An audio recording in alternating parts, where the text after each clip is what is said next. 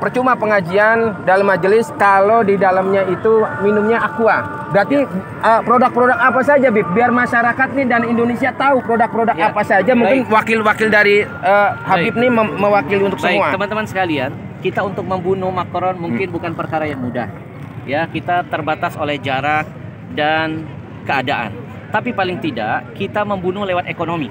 Mereka hina Nabi dengan kartun, kita serang mereka dengan ekonominya. Mereka bisa begini, berani, apalagi menabuh perang genderang di gedung pemerintahan, karikatur Nabi ditampilkan, presidennya mendukung. Kenapa? Jawabannya saya yakin, mereka kuat ekonominya. Kalau ekonomi kuat, mereka pede. Nah sekarang siapa yang ikut andil membesarkan ekonomi mereka? Jujur kita semua.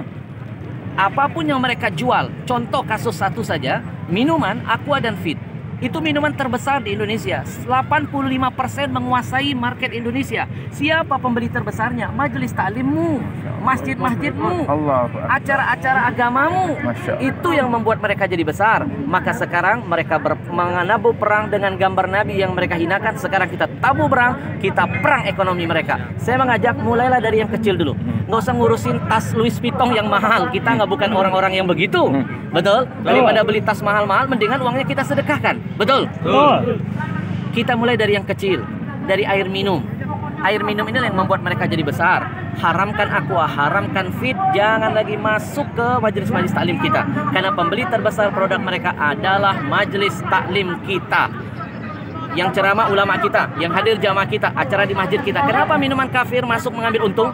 Ada yang salah dengan jihad kita. Maka saya selalu menghimbau dalam setiap dakwah saya, jihad yang paling urgent saat ini adalah jihad ekonomi. Haramkan semua produk-produk kafir, apalagi Yahudi, karena keuntungan mereka tidak sedikit mereka pakai untuk menghancurkan kita.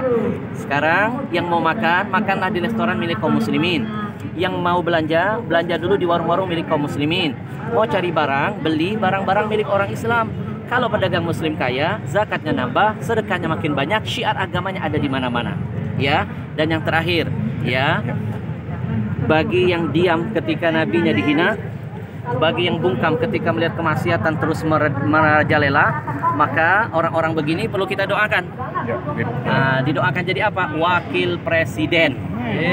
Ya, sekali lagi saya ulangi, kalau ada orang bungkam melihat ulama ditusuk, tidak ada komentar, melihat kezaliman hukum tidak ditegakkan secara adil, dia tahu, dia melihat, dia punya kekuatan, tidak ada kicauan, kemudian nabinya dihina, dia tidak ada komen, kita doakan orang begini jadi wakil presiden. Wakil presiden. Betul? Ya, karena yang wakil-wakil presiden biasanya ngurusin K-pop. Nggak ngurusin ada ulama ketusuk. Nggak komentar ketika ada nabinya dihina.